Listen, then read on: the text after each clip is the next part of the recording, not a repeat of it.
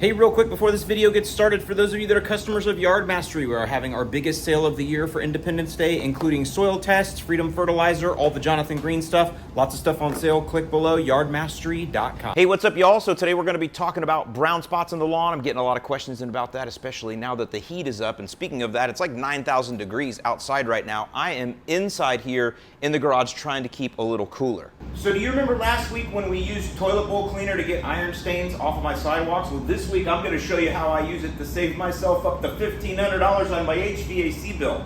Seriously though, no joke. So we'll get back to that and the lesson I learned a little bit later on here at the end of the video. For now, let's talk about these brown spots. So when I'm talking about brown spots in the lawn, I'm not talking about that gray silver look that you get, you know, when you just need to water more or just the very beginnings of heat stress. We're not talking about those brown spots. We're talking about the ones that just out of nowhere, boom, areas of the lawn, they just look like they died. Just boom, brown, seemingly overnight. By the way, real quick, I wanted to thank Ed for the gurkhas. Ed sent these as a thank you.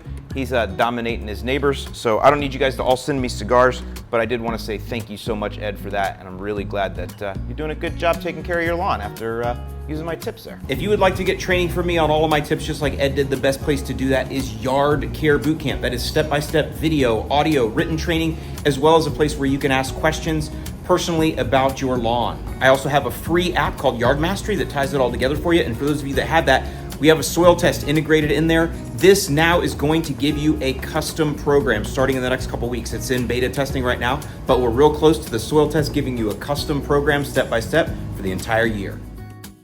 Speaking of the app, one thing you can do in there is take pictures and document progress. And that is the first thing I recommend you do, is start taking a lot of pictures because you're going to learn your land over time. Documenting how your lawn responds to different weather patterns and just different seasons during the year is very important. For example, I've lived in this house for 5 years now and I already know what's going to happen. Nothing surprises me anymore, so I don't get concerned when I find brown spots. For example, I know that in the fall towards winter every year, that area right there and that area right there especially are going to get brown patch and Asco-KYTA. But those pictures were from this past winter. Here we are in the summer. Look at that, recovered and beautiful. Just fertilizer, a lot of mowing, and some water. That's all that took. I've also had problems with the brown patch strain of Asco-KYTA in this exact spot right here. You can see I got the street right here. This exact spot, and I say spot like area, every year gets the brown patch strain of Asco-KYTA, and that's what this spot is right here. I'll link up top to a video of a couple years ago where it got really, really bad, but again, you can see the lawn looks great. No panic over the brown spots. So when you're playing lawn detective like this, the first thing to realize is you can't solve every crime or every brown spot problem right on the spot. Sometimes it can take up to a year to figure out what's actually going on. So that's why taking pictures and documenting and uploading them in the app and keeping them is so important. All right, let's start looking at some brown spots and see what we can find out. So the first thing to consider when you're trying to diagnose brown spots is what has changed in the weather recently. You folks with cool season lawns, for example, you've just had your first big heat blast of the season, right? You didn't have much of a spring, and now all of a sudden you had a week of well over 90-degree temperatures, and you're seeing a lot of these brown spots, and that's probably what most of it is. It's just areas trying to check out. There is a mechanical limit, there is a limit, a biological limit to cool season grasses, and anything over 92, 93, 94 sustained with no cloud cover, no cloud help at all, is going to want to send them into dormancy. And just like people, some are healthier, some are deeper rooted inside, and they can stay looking good longer through that heat, while as others, maybe not so much. That's the only clue you get from that though, because honestly, that's what most of this is. It's just the heat. And I know you want your lawn to stay green year round, but again, there's biological limits to everything, and some of you have hit that. The next thing I'd ask is, are you seeing similar spots in neighbors' lawns? Now don't just look for the street, actually go trespass and look at the lawns up close, like you do your own lawn. Are they having the same issue? If so, mark that down. Also make note of how their lawns have looked previously. I know you guys ride your bike around the neighborhood and look at the other nice lawns. Do those other nice silverback cared for lawns also have the same issues as you? Or is it mostly the poorly maintained and neglected lawns? Or do they all have it? Also, don't ride your Debo bike with flip-flops. I'm a trained professional, so I can do it, but not you. Okay, so the next thing you do is dig. You want to see what's underneath those brown spots. Now, this time of year, I highly doubt it's grubs. However, with the crazy year we've had, you never know. So you want to dig underneath and look. The other thing you want to do is dig down even deeper, and you might want to shove a metal rod down in there and look for debris or rocks that might be buried under there that might be sucking out moisture and drawing in heat, causing those areas to turn brown a little bit sooner than other areas in the lawn. And along similar lines, I think it goes without saying, areas, again, near heat zones, sidewalks or driveways or things like that, those are going to heat up sooner and those are going to dry things out the same way rocks underneath would. All right, now let's just look at some other things that it could be. One thing is Poa annua dies when it gets hot. And so it's possible you had a lot of Poa annua or Poa triv, which will go dormant when it gets hot sooner than your regular lawn. It's possible you had those infesting in there and then the heat spell revealed them. So this is where you'd want to go back and look at past pictures, see if you see any light green spots, or see if those areas come back and recover in the fall, or if they don't, those are all clues as to that maybe you had some Poa annua or Poa triv that checked out. Now it can also be damage from a mower. Here in Florida, quite often, mowers are run for a long time, like on this commercial property right here. Things get really, really hot under the deck, and you can see going a little bit too slow, we actually have some literal burn damage from the mower. There's an extreme case right here that I just found on Facebook. Those are things that are out of your control, of course, but just another thing to think about as you're doing your detective work. And that goes back to one other tip I want to give you, which is when you're looking at brown spots, look at the areas. Do they look like they were made by something mechanical or natural? If you see squares or perfect circles or curves, those are typically not something from nature, because nature is much more random. So that's just another thing to think about when you're figuring out what's going on there. Now, I know a lot of you have been waiting for me to mention disease, and the reason I put it here at the back is because it seems that's the first thing people always want to run to, and they always want to throw down a chemical to solve every problem. And I'm trying to encourage you not to do that. I'm trying to encourage you to take a step back, analyze.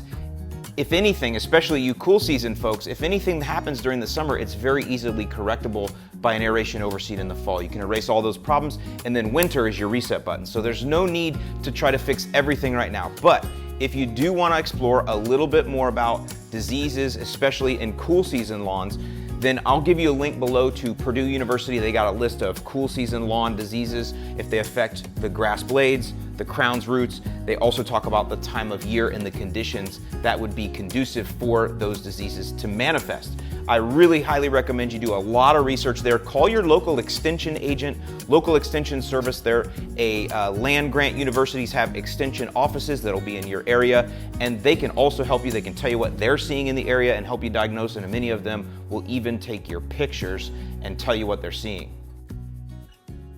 All right, so let's get back to how I ended up spending a lot of money on my air conditioning, HVAC and stuff. And before you comment below, yes, I realize I haven't lost enough weight yet to be wearing a tank top like that. I already shot all that video, and I definitely don't have the energy to redo it. So let's just live with it. Okay, so I am not going to tell you that I am an AC expert, but what I will tell you is this is a drain line. You will see it goes through there, down there, and it goes outside. I'll show you.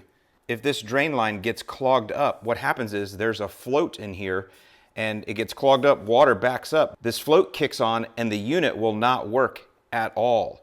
And that's because they don't want water backing up and flooding and going everywhere. That's why you have a drain line. So what happens is the drain line clogs up, the unit won't work. You as a homeowner, you don't know, I didn't know. And so you call an HVAC person come out and they'll charge you a couple $100 to clean that line right there. That's nothing on them, that's me, an ignorant homeowner that doesn't know that that is simple maintenance I could be doing. So they get paid for what they get paid. But what happened was when they came out for me the first time, I learned my lesson, so now I just clean my own, which is why I put Draino in it a couple, 2-3 times a year, because that's what keeps it cleaned out. Let me show you all the stuff that spit out recently when I just threw in some Draino. See all this crud that's flushing out of here? That's coming out because I put Draino in the line. That was all in there, clogging all that up, but the Draino, whatever it's doing, is breaking it down and pushing it out. Otherwise, this would have been clogged up and my unit would have stopped working. So now if my unit shuts off and stops working, I don't need a service call anymore. I know what's causing it, but you know, prevention is much, much better. So that's the tip. Now, how did I end up spending $1,500 though? Because the service call was $200. Well, it comes down to this little thing right here that I got upsold.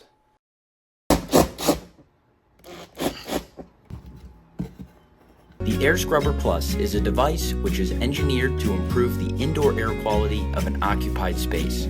So I was sold that air scrubber because they found some sort of mildew or black spots or something up in there, and then certain people in my house hear about that, they get scared and they're told they can buy this light that'll kill all that and it'll save your family from death and all these things and destruction and all these problems that can occur in your lungs if you don't buy that light from them that costs like $1,500.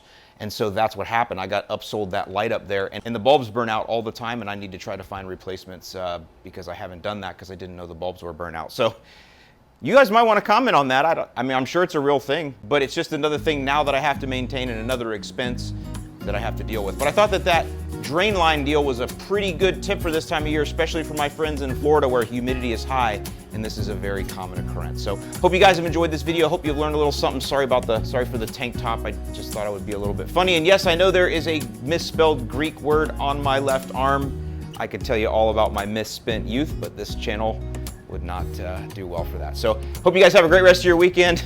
Hope your lawn is doing well this summer. Subscribe, leave me a comment below, share this video, hit the like button, all that stuff. It really helps, and I'll see you in the lawn.